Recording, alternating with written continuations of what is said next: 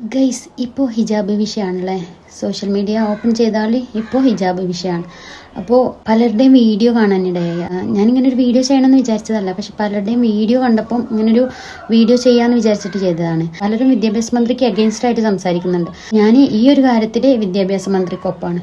കാരണം പലരുടെയും വീഡിയോ കണ്ട് എങ്ങനെയെന്ന് വെച്ചാൽ യൂണിഫോമിറ്റി കീപ്പ് ചെയ്യണം, യൂണിഫോമിറ്റി അല്ലേ അവിടുത്തെ റൂൾസ് പാലിക്കണം എന്നൊക്കെ പറഞ്ഞിട്ടാണ് എല്ലാവരും പറയുന്നത്. അപ്പം അതിന് തന്നെ ഒരു ലേഡിയുടെ വീഡിയോ കണ്ടു. അവർ പഠിച്ചത് കോൺവെന്റിലാണ്. അപ്പം അവിടെ മുസ്ലിം കുട്ടികളുണ്ടായിരുന്നു, ഹിന്ദു കുട്ടികളുണ്ടായിരുന്നു, ക്രിസ്ത്യൻ കുട്ടികളുണ്ടായിരുന്നു. പക്ഷെ അവരൊന്നും ഈ ഹിജാബ് യൂസ് ചെയ്തിട്ടില്ല എന്നുള്ളത് പറഞ്ഞു. അവരെന്നെ പറയുന്നുണ്ട് ഹിജാബ് അവർ പുറത്ത് ഗേറ്റിൻ്റെ വരെ ഇടും, അത് കഴിഞ്ഞിട്ട് ഉള്ളിലേക്ക് കടക്കുമ്പോൾ ഹിജാബ് ഊരി ഇടും എന്ന് പറഞ്ഞിട്ടാണ് ആ വീഡിയോ കണ്ടിട്ടുള്ളത്. അപ്പം അതൊന്നും ആലോചിച്ച് നോക്കി.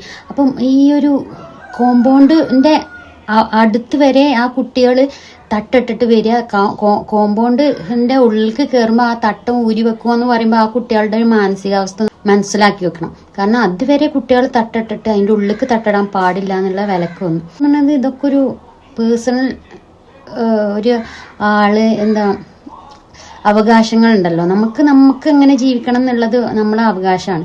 അപ്പോൾ അതൊക്കെ നിഷേധിക്കുക എന്നുള്ള ഒരു തരത്തിലുള്ളതായിട്ടാണ് എനിക്ക് തോന്നിയിട്ടുള്ളത്. ആ വീഡിയോ തന്നെ പറയണ്ടേ യൂണിഫോമിറ്റി കീപ്പ് ചെയ്യണം, അതിനാണ് യൂണിഫോം എന്നൊക്കെ പറഞ്ഞിട്ട്. അപ്പം അങ്ങനെയാണെങ്കിൽ ഇവരോടൊക്കെ ഇങ്ങനെ ഈ സംസാരിക്കുന്ന ഇവരോടൊക്കെ പറയാനുള്ളത്, TTC ഞാൻ ജാമിയയിലാണ് പഠിച്ചത്, ഡിഗ്രി ഞാൻ MES പഠിച്ചത്.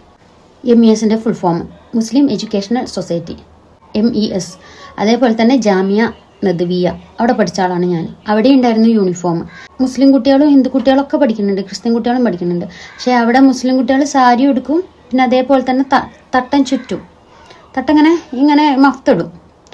അതേപോലെ തന്നെ ഹിന്ദു കുട്ടികളുണ്ട്, ഹിന്ദു കുട്ടികളെ ഇടൂല. അപ്പം നമ്മൾ യൂണിഫോമിറ്റി കീപ്പ് ചെയ്യണം എന്ന് പറഞ്ഞാണ്ട് ഹിന്ദു കുട്ടികളെ അതിന് നിർബന്ധിക്കാൻ പറ്റുമോ?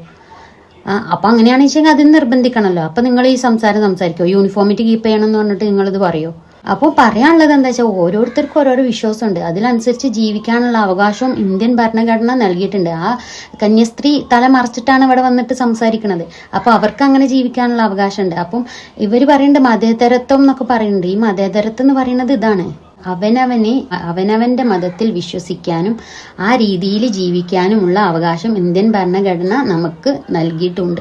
അപ്പം ആ ഒരു സംഗതിയിൽ ഇത് ഹനിക്കപ്പെടുകയല്ലേ ചെയ്യണ്. ഓരോരുത്തരുടെ വിശ്വാസം ഹനിക്കപ്പെടാതെ രീതിയിലുള്ള വിദ്യാഭ്യാസമാണ് നമുക്കൊന്നും വേണ്ടത്. സത്യം പറയാലോ, അങ്ങനെയാണ് ഞാൻ ആഗ്രഹിക്കുന്നത്. ഇപ്പം വിശ്വസിക്കണവർ വിശ്വസിക്കട്ടെ, വിശ്വസിക്കണ്ടാത്തവർ വിശ്വസിക്കണ്ട.